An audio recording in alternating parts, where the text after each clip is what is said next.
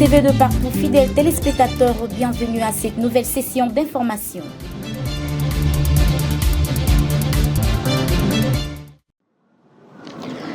C'était le lundi 22 mars au stade de Doma que le corps du défunt président Joseph John Magufuli était exposé. Le chef de l'État congolais, président de l'Union africaine, Félix Tshisekedi, avait également marqué sa présence dans ce stade pour rendre hommage à son homologue.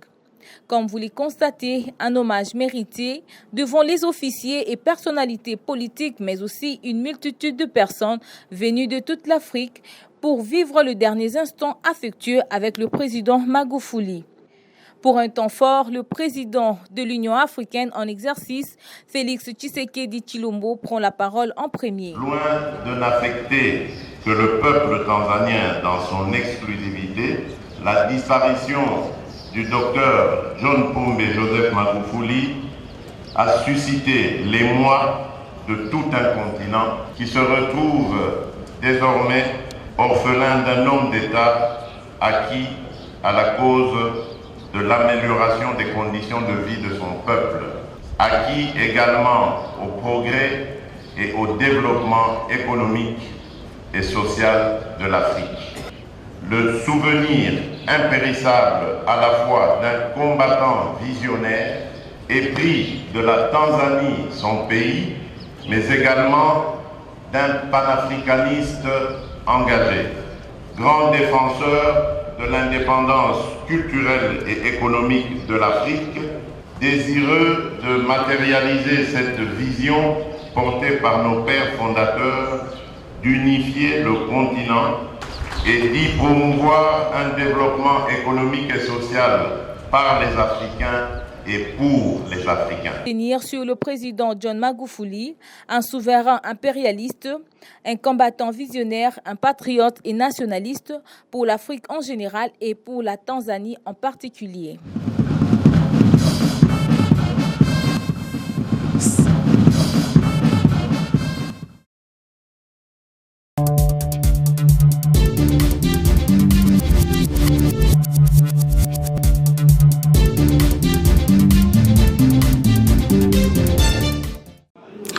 Sous l'ordre du chef de l'État Félix-Antoine Tshisekedi, le gouvernement congolais a pris l'engagement de payer ses dettes évaluées au 31 décembre 2019 à plus de 235 millions de dollars américains à la SNEL et à la Régie des eaux. Affirmation faite par le vice-premier ministre, ministre du budget, Baudouin Mayo-Mambeke, le vendredi 20 mars 2021, au cours d'une cérémonie de la présentation du rapport de la troisième phase des travaux de la commission technique mixte chargée de la réforme du mode de gestion des consommations d'eau et d'électricité par les instances officielles et ayant droit. À cet effet, le ministre de portefeuille Clément Kouete-Nimi a saisi cette occasion pour appeler le ministre des Finances et celui du Budget à réserver une suite favorable à la demande formulée par la Régie des eaux et la SNEL de leur accorder la remise à l'issue des paiements croisés dans le souci de leur éviter la décapitalisation pure et simple. Sur ce, l'un des directeurs de la Direction générale de la Régie des eaux a répondu au micro de Yokason Télévision. D'emblée, je peux dire que si vous voulez avoir mon impression par rapport à ça, c'est que moi, je vais juger cette décision du gouvernement par les actes. Parce qu'en fait, madame, vous savez, ce n'est pas la première fois que le gouvernement a pris une décision de payer ses créances vis-à-vis de la Régie des eaux. Pas plus tard que l'année passée, 2020, l'État avait pris des engagements au Conseil des ministres, s'il vous plaît. Premièrement, le 6 décembre 2019, il y avait un conseil des ministres où l'État avait décidé de payer à la Régie de 5 millions de dollars. On n'a jamais vu jusqu'à présent. Et après ça, il y a eu beaucoup d'autres décisions de paiement. Je connais très bien la volonté de son excellence ministre du portefeuille, le professeur Clément Kouete. Il accompagne la Régie des eaux pendant tous ces temps de difficultés. Il a fait de ces paiements-là son cheval de bataille. Malheureusement, les ministères qui devaient payer du budget et les finances n'ont jamais exécuté. J'ai vu combien de commandes. Si ça veut dire que vous allez venir, j'allais chercher les correspondances, vous allez voir que le ministre du portefeuille a adressé au Premier ministre pour demander que le gouvernement paye à la Régie des eaux ses créances. Plusieurs fois. Plusieurs fois, le ministre du portefeuille a fait ça. Le ministre des Ressources hydrauliques a aussi fait. Mais c'est au niveau du budget et des finances que ça a toujours bloqué. La seule volonté du ministre du portefeuille ne suffit pas. Mais c'est encore les finances qui doivent suivre la volonté du ministre du portefeuille pour pouvoir payer. Jusque-là, bon, comme le ministre du budget était de la partie, nous avons confiance à notre gouvernement qui vont payer. Mais c'est pour ça que j'ai dit au départ, moi je vais les juger par les actes. Le ministre de portefeuille a rappelé qu'au terme de l'opération de conciliation des comptes avec le ministère de budget au 31 décembre 2019, l'État congolais doit à la Régie des eaux 181 943 083 dollars américains et doit par ailleurs à la SNEL 54 953 043 dollars américains. Et a en outre précisé que pour leur part, la Régie des eaux et la SNEL doivent respectivement aux régies financières à titre de dette fiscale et non fiscale. À ce que je sache, je suis quand même au sommet de l'entreprise, à ce que je sache, c'est que la Régie des eaux s'est toujours acquittée de ses devoirs fiscaux en termes de TVA, en termes de fisc. Je sais que la région est en ordre, mais le point qui se pose, c'est quoi? C'est qu'en même temps que la région est en train de subir la pression fiscale, en même temps aussi l'État lui-même ne donne pas les moyens à la Régie des eaux. L'État doit à la Régie des eaux, comme vous avez dit vous-même, plus de 250 millions de dollars. Alors, il était question, je sais qu'ils ont mis en place une commission mixte qui devait regarder ce que l'État doit à la Régie des eaux et ce que la Régie des eaux doit à l'État. Mais quand vous faites la balance, c'est à l'avantage de la Régie des eaux. C'est pour ça qu'on a toujours cherché à obtenir cette compensation-là. Au lieu que la Régie des eaux paye à l'État, le fisc, comme l'État ne paye pas, qu'on fasse la compensation. Je crois qu'un jour, la commission mixte, quand elle de travailler, produira son rapport et que ce travail sera réalisé, on arrivera à ce niveau-là.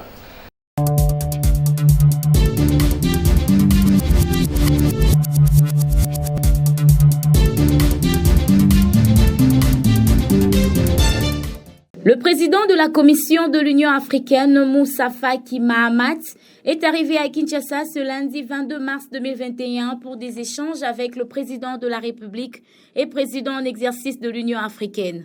Accueilli à sa descente d'avion à l'aéroport international de Ndjili par la ministre d'État, ministre des Affaires étrangères Marie Toumba Nzeza, accompagné de l'ambassadeur de la RDC en Éthiopie Ngandou Kabea et la représentante de l'Union africaine en RDC. Répondant à une question de la presse sur le but de son voyage en RDC, le président de la Commission de l'Union africaine a réagi en ces termes. Je suis président de la Commission de l'Union africaine, le président de la République démocratique du Congo et le président de l'Union africaine. C'est tout à fait naturel dans le cadre des consultations que je vienne pour m'entretenir avec lui.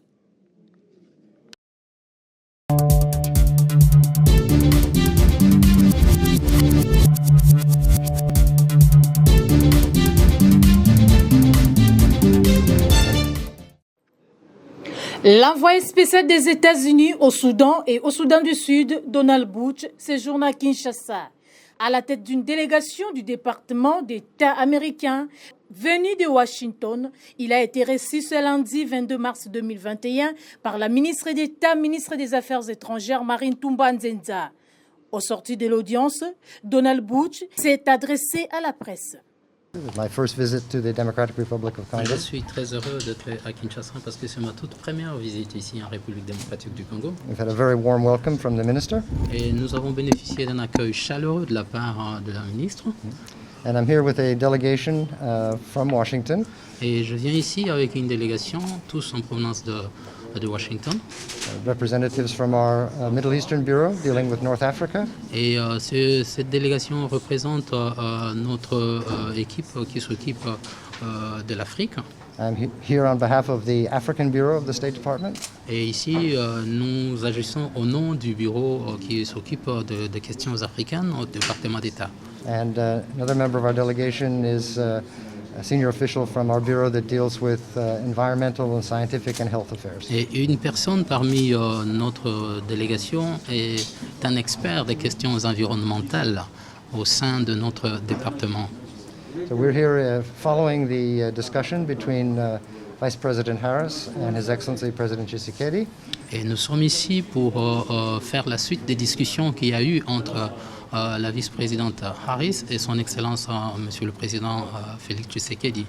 And the letter between President Biden and President Tshisekedi. Mais par la suite, il y a aussi eu des discussions entre le président Biden et le président Tshisekedi. In which we have expressed the desire to work closely with the Congo as you have taken up the presidency of the African Union. Si bien qu'un désir est né pour que nous travaillions de manière très étroite avec le président de la République démocratique. Il y a lieu de signaler qu'on a noté la présence de la délégation reçue par Marine Toumba-Nzenza, des personnalités comme Guillaume Chartrain de l'Union européenne et l'ambassadeur des États-Unis américains accrédité à Kinshasa, Mike Hammer.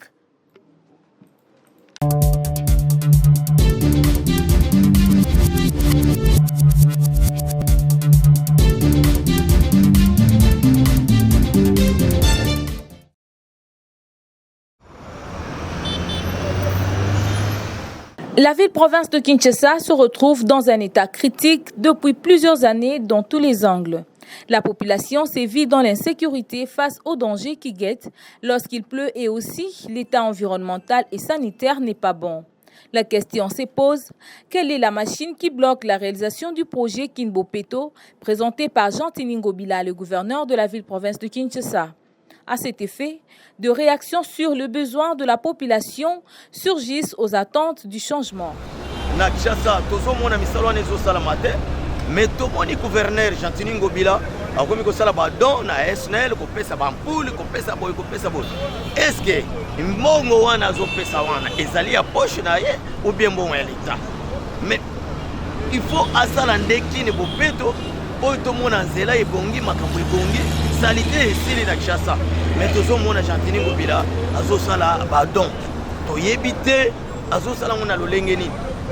Zandu kuna moyete et ba mombele ba kinga boa tout banga ba salite moyezate mais to komi ko mona Jean-Tini Ngobila azosala ba don yango wana tuzotuna eloko yazosala wana ezali pona ko sepela ba peuple congolais ou bien ko sala ni ou bien ça don ya poche na ye ou bien ya l'état yango wana tolingi to expliquer ba peuple congolais to fongola miso totala Jean-Tini Ngobila biso to sepeli ndenge alobaki ki akolanda vision ya chef de l'État mais biloko komi ko sala yango te. Maître Loulou Montou de la société civile réagit sur la problématique qui cause la lenteur de la dite réalisation Kinbopeto. Et il n'a pas manqué de souligner d'autre part un regard sur les actions du gouverneur Jean-Tini Ngobila. Pour bien faire son travail, pour bien appliquer la politique dans ce qu'il pouvait faire, nous estimons que le gouverneur a aussi besoin de moyens. Lequel moyen est constitutionnel parce qu'il faudrait rétrocéder 40%. Or, vous allez remarquer, vous et moi, que ces 40% ne sont jamais rétrocédés depuis 2006 jusqu'au jour d'aujourd'hui. Ce qui fait que c'est un peu difficile pour un gouverneur. Je ne plaide pas pour eux, ou soit je ne les défends pas. Ce qui fait que tous les gouverneurs éprouvent certaines difficultés pour réaliser leur politique. Mais aussi, ils devraient quand même, à un certain niveau, avoir aussi la facilité de faire mieux par rapport aux moyens qu'ils ont. Parce qu'il y a toujours ce contraste. Vous allez remarquer le gouverneur riche, et là où il est, même dans son bureau, c'est un peu sale ou soit c'est un peu négligé. Mais toutefois, faire le travail, ça dépend plus de ce que vous avez comme moyen et de ce que vous disposez pour faire, c'est-à-dire les moyens dont vous disposez. Voilà ce que je pouvais dire. Mais toutefois, ce n'est pas des excuses. Ils sont obligés, n'est-ce pas, de mieux faire par rapport à ce qu'ils ont. Mais nous devons quand même songer aussi à donner des moyens conformément à la Constitution. Je ne pense pas, madame, mais je confirme, et je donne l'exemple du Congo central. Dernièrement, le chef de l'État a ordonné, pendant cette période difficile, qu'on puisse rétrocéder 10% à la DGRKC, ce qui concerne même la Périncorep. Donc nous avons tous vu comment est-ce qu'ils ont reçu les 10% à travers des DGRKC, ils ont reçu les 10%, mais les 10% ne suffit pas. Il faudrait peut-être voir ce qui a été prévu, c'est-à-dire la disposition de la Constitution qui prévoit 40%, retenir à la source pour permettre à ce que les provinces se développent. Je confirme qu'ils n'ont pas ces moyens, parce que s'ils en ont, nous allons peut-être savoir qu'ils en ont. Ou peut-être il a aussi sa fondation. Mais je crois peut-être cela devrait être inscrit, n'est-ce pas, dans la logique de sa politique. Il a un ministre en charge des infrastructures. Moi, je crois peut-être si ces ministres pouvaient faire ce travail dans ce sens, c'est mieux. Et qu'il y avait même décision au Conseil des ministres provincial, ça aurait été mieux. Mais le faire en solo, nous estimons que vraiment c'est peut-être une pré-campagne. Je peux considérer ça comme étant une pré-campagne. C'est pas normal qu'un gouverneur se déplace pour aller donner les lampes comme ça, s'il faisait des œuvres de charité. Mais je suppose que c'est une pré-campagne parce que nous attendons déjà vers la fin de leur mandat. Peut-être. Donc nous estimons qu'ils devraient le faire dans le cadre de la politique gouvernementale et voir dans la mesure du possible comment le ministre dans son secteur, les ministres, chacun dans son secteur pouvait faire le travail. Si cela pouvait venir de ces circuits, de ces mécanismes, je serais beaucoup plus ravi que de voir en solo aller distribuer comme si il était devenu le Père Noël. Retenons que la population veut le dirigeant qui se rend au rendez-vous de leurs besoins.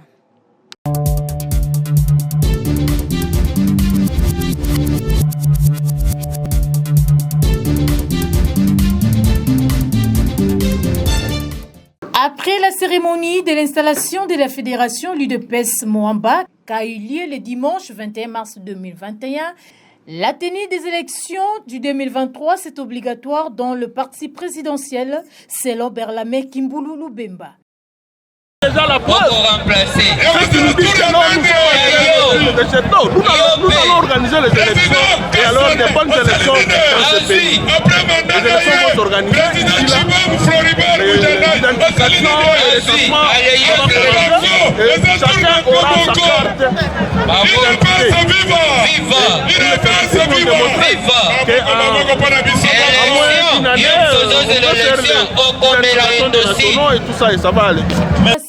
Combolé a aussi glissé quelques mots. UDPS, vu qu'il a lutté pour obtenir ses pouvoirs pendant une quarantaine d'années, UDPS est en train de s'organiser pour en tout cas concevoir ses pouvoirs. Donc vous devez les retenir. Ce n'est pas pour rien que nous nous réunissions de temps en temps. C'est pour redynamiser en tout cas des partis afin que toutes les structures, en commençant par les sommets et jusqu'à la base, que tout soit organisé. Aujourd'hui, c'est l'implantation, ou je peux dire l'investiture de la fédération. Demain, ça sera le tour de section et le lendemain, ça sera le tour de cellules. Puisque notre objectif est que toute parcelle dans la République démocratique du Congo soit toujours avec l'UDPS. Qu'on parle de l'UDPS, quel que soit le lieu, même dans les fins fonds du village, on parle toujours de l'UDPS. Retenez que les autorités de l'Union pour la démocratie et le progrès social ne cessent de dire que l'UDPS est prête à affronter les élections en 2023, mais d'abord passer au recensement pour savoir qui est congolais et qui ne l'est pas.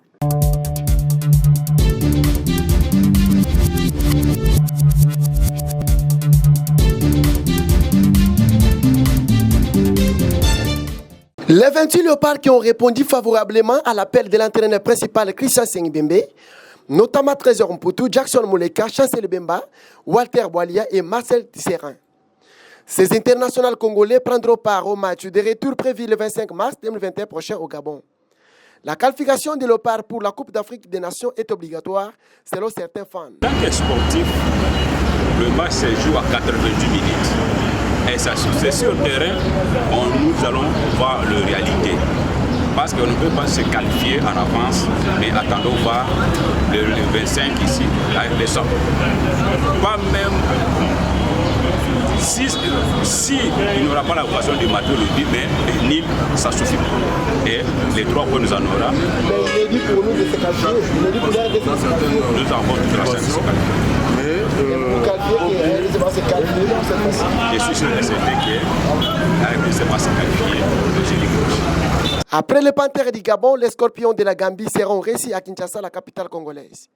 Ici de rappeler par ailleurs que la République démocratique du Congo a pour objectif de se qualifier afin de se rendre librement au Cameroun à la date prévue. Et voilà qui vient de prendre fin cette session d'information qui a connu la touche particulière de Béar Kabea. D'ici là, portez-vous bien et bonne suite de nos programmes sur les antennes de Newcastle.